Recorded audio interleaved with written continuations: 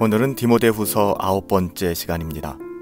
디모데후서 2장 10절부터 13절까지의 말씀을 가지고 인내하는 사람과 부인하는 자, 인내하는 사람과 부인하는 자라는 제목을 가지고 하나님의 말씀을 함께 상고합니다.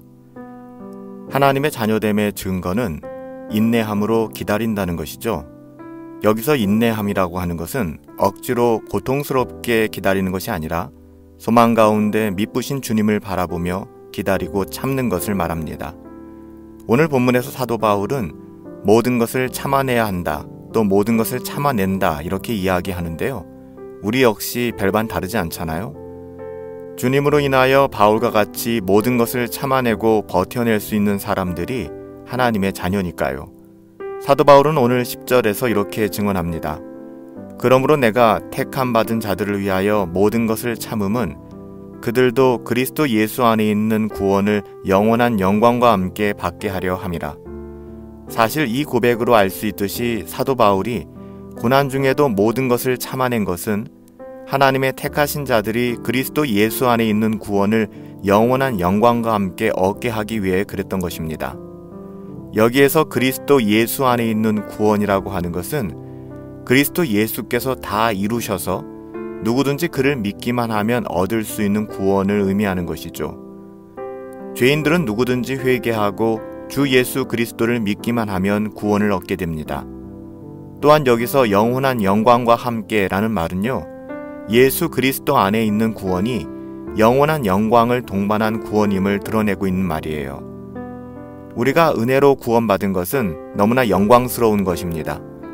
이것은 하나님의 의로우심과 선하심, 그리고 그분의 진실하심에 충만한 구원이죠.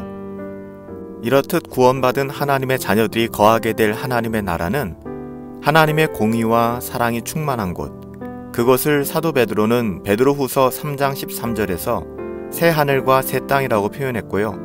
사도 바울은 로마서 8장 18절에서 현재 우리가 받는 고난은 장차 우리에게 나타날 영광과 좋게 비교할 수 없다 이렇게 고백했어요. 사도 바울은 이제 11절부터 13절 거듭난 하나님의 자녀들, 신자들의 태도와 그들이 누리게 될 영광에 대하여 이렇게 증언합니다.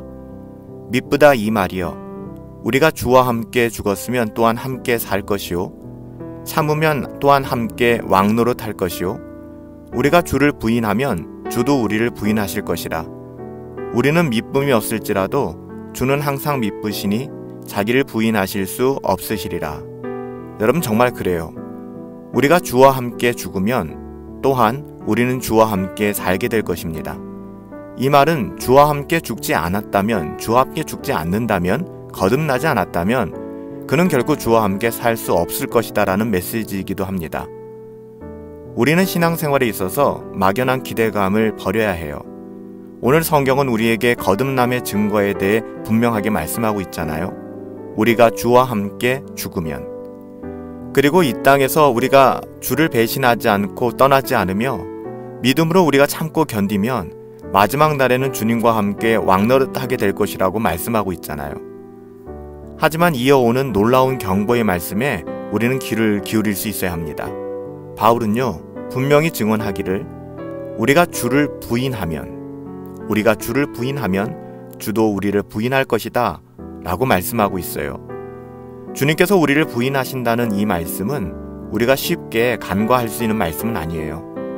우리 영혼의 문제가 달려있는 절대 중요한 말씀이기 때문에 그렇죠.